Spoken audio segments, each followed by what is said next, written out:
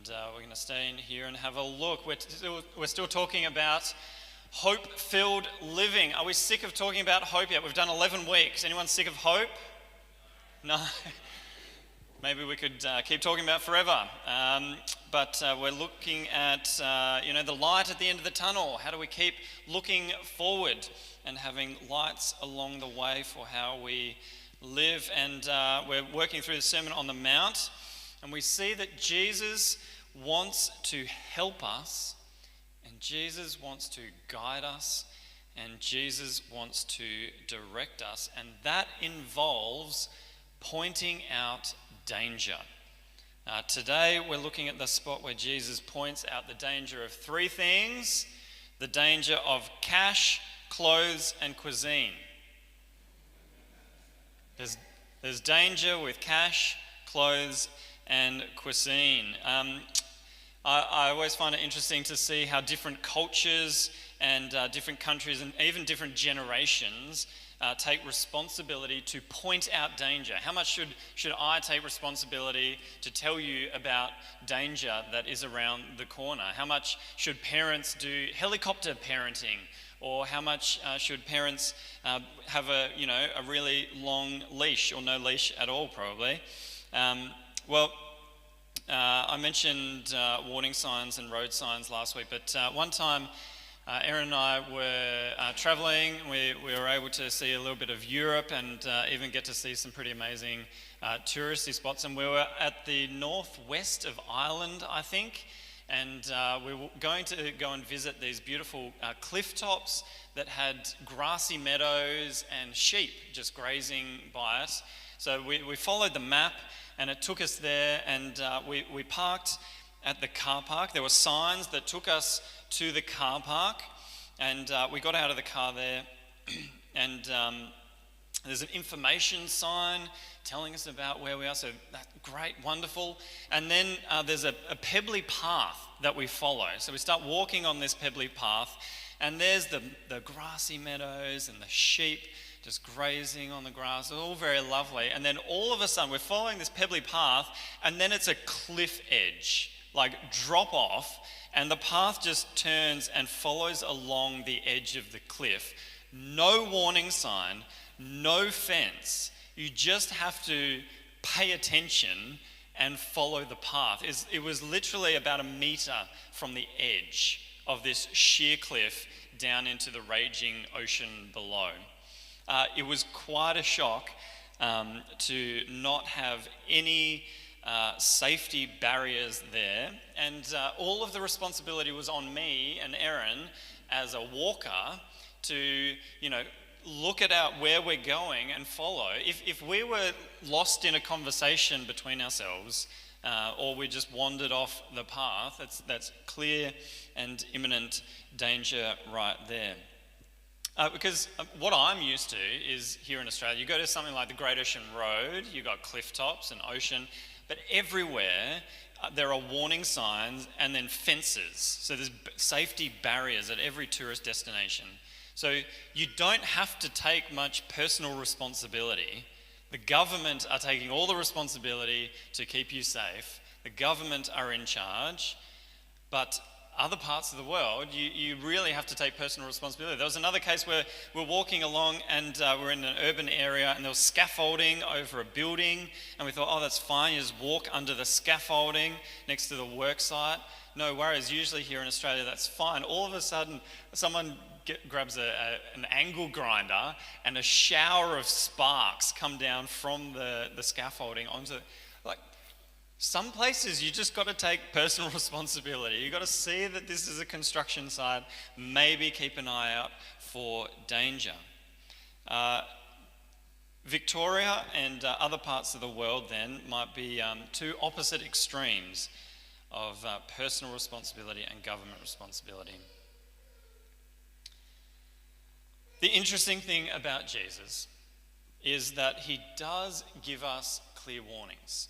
He does care about us. He does take authority. He does show us where the danger is, but he doesn't fence us off. When it comes to cash, clothes, and cuisine, He tells us about the dangers of these things, but he doesn't fence us off. He doesn't stop us from having things. We need these things. So he balances both of those things. We need to take personal responsibility, but it does come with a warning and clear instruction. So firstly, we get a warning about cash and treasure. Jesus says, "Do not store up for yourselves treasures on earth." This is probably not good news for pirates who love their treasure chests.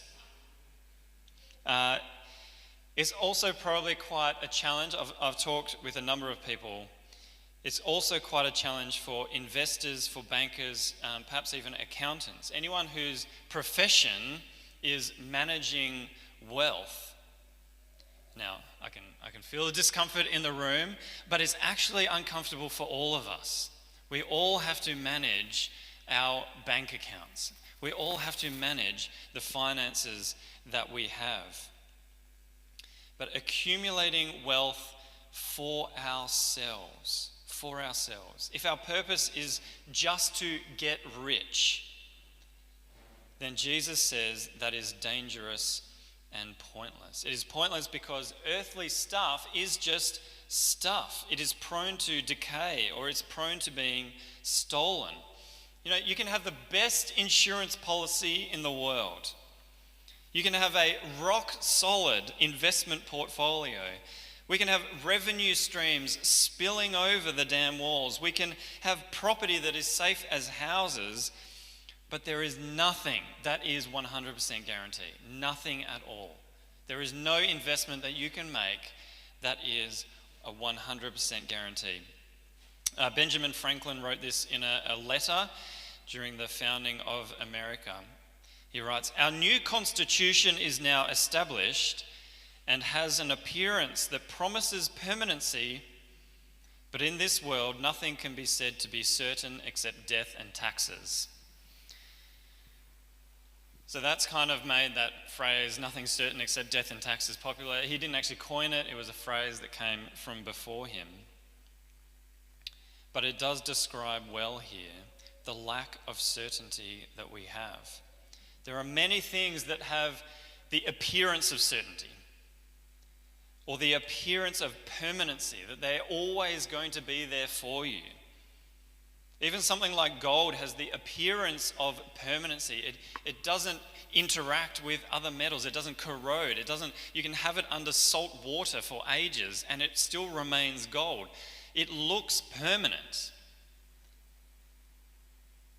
But you can destroy it you need a nuclear reaction, but you can destroy it. It's only the appearance of permanence. Gold is not permanent. It just looks like it, and we like it because it's shiny and makes nice jewelry, and people shift their investments into it in times of uncertainty. But the last thing you want to do with gold is to set your heart on it. The last thing you want to do is set your heart on gold. You cannot take gold with you when you die.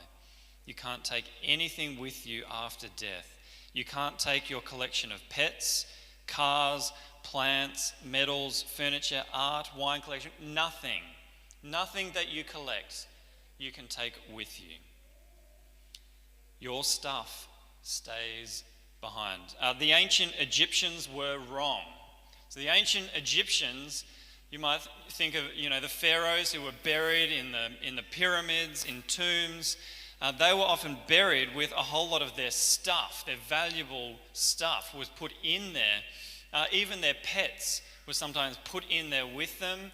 And sometimes poor slaves were put in there alive with them. The thought was that they would take these things through into the afterlife. It's a view that you can accumulate wealth and power and all these things, and you can take them with you. They were wrong. Nothing goes with you. These things stay here and decay. In the case of the poor slaves, they die trapped in a pyramid. We all have stuff. We all have possessions. There's nothing wrong with having and using money. but it is dangerous for our hearts if that becomes the treasure of our hearts. So there is a do not. Jesus gives us a do not, and Jesus gives us a why not, which is that this stuff doesn't last, but Jesus also gives us a how not. He gives us an alternative. He says, but store up for yourselves treasures in heaven, where moths and vermin do not destroy, and where thieves do not break in and steal. For where your treasure is, there your heart will be also. There is a beautiful promise in this. For where your treasure is, there your heart will be also. It says that if you treasure heaven, if you live your life loving God and loving your neighbor, if your treasure is in heaven, then the promise is that your heart will be in heaven as well. This is a 100% guarantee. There is no appearance of permanence here. It is permanent. It is the only safe deposit you can make. It is the unfailing investment portfolio. We must set our sights on heaven. We must look to heaven. That's why Jesus then goes on to talk about the eye being the lamp of the body. Light goes in through our eyes into our bodies. Good and healthy eyes let in the light accurately for the things they are fixed on. A good eye has singleness of purpose and a strong loyalty for heaven. A good eye is fixed on good treasure, the things of God. And then when that happens, the heart is filled with the light of God's treasure. But an evil eye, an unhealthy eye, there's even a suggestion here of a stingy eye or a greedy eye, is envious and it covets the things that others have. And it fills your whole body with a dark light. There's a bit of the words don't quite match here, but you're filled with a light that is dark.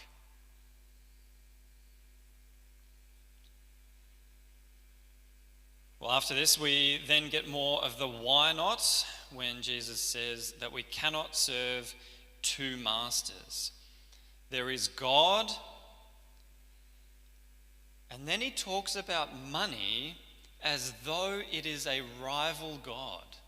There is God, and then there is money that seems to be functioning like a rival God. Jesus knows how powerful money can be over our lives. And this is not new.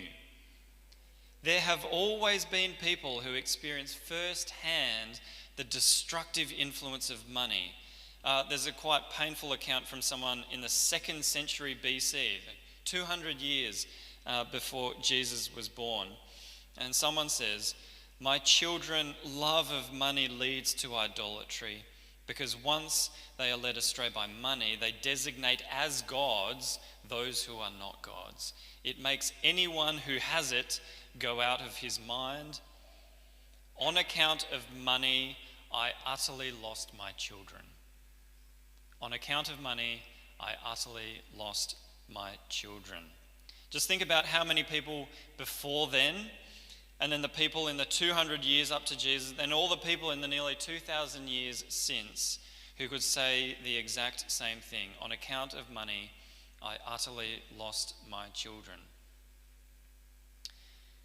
How often is the family fortune a recipe for the family falling apart and siblings never talking again? How often is money collected and then squandered like the prodigal son? How often is money a source of sleepless nights and household arguments? The way that we behave towards money very easily indicates that it has God-like power over our lives. But money needs to be dethroned. the crown that we sometimes give to our bank accounts or to our investments needs to be taken back and given to God.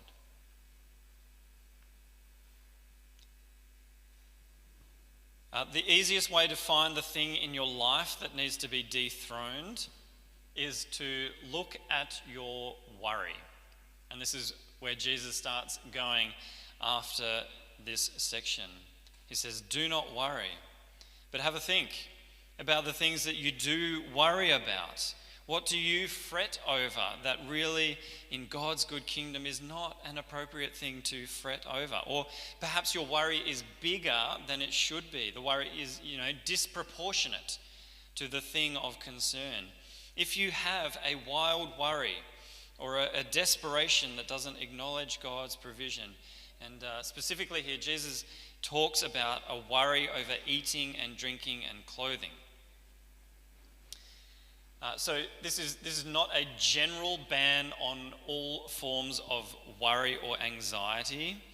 There are appropriate times to be concerned and to work hard towards a resolution. You notice there that Jesus asked the question of, can any one of you by worrying add a single hour to your life? The answer is kind of no when you talk about general worry. But there are actually times when your life is in danger, and you can, by thinking about it and acting swiftly, you can actually change how long you live. You can shorten your life if you don't worry about the cliff edge, for example. Jesus is not talking about that kind of worry. Genuine, true worry and caring about other people and what's going on for them. Jesus is not talking about that. Jesus is talking about the worry that highlights our deeper allegiance or the vacuum in our heart. Sometimes our worry shows us what we truly worship. Sometimes your worry highlights your worship. Jesus says, don't be like an anxious farmer who can't stop to rest and enjoy the seasons. Don't be a workaholic. It's good to work, but to consistently overwork is a sign of worry that you won't receive from God the things you truly need. Jesus says that our Heavenly Father knows that we need these things. We need clothes, we need food, we need drink. God knows this. And when we pursue these things as the first priority in our lives, when they take over the center, when we worry about them and it clouds out a reasonable perspective, when our thoughts are dominated by material things of this earth, then Jesus says we have a problem. And what's the solution? He says to shift from worry to wonder. Shift from worry to wonder. Do not worry about these things. Instead, he says, is not life more than food? There's more. And the body more than clothes? He wants us to lift our gaze to see how much more there is to life. He says, look at the birds of the air. They don't sow or reap or store away in barns, and yet your Heavenly Father feeds them. Amazing. Wow. Look at how God looks after all these other creatures. And Jesus says, are you not much more valuable than they? You are so valuable to God. God cares about you. You don't need to worry so much about yourself because God's caring for you. We don't need to be so consumed with ourselves and the things that we accumulate because God is looking after us. And then Jesus says, why do you worry about clothes? See how the flowers of the field grow? They don't labor or spin. Yet I tell you that not even Solomon in all his splendor was dressed like these. Look how amazing the world has been clothed. Flowers have been clothed. These things are glorious. Just go and look around. Spend some time appreciating what God has done throughout all of creation. They are being held in his capable hands. We don't need to be so driven by worry. We do need to work. We do need to manage our calendar. We do need to have a financial plan. But we must do this knowing we have eternity waiting for us. When it comes to our earthly stuff, we don't need to have a tight grip on it all. You can actually fail freely.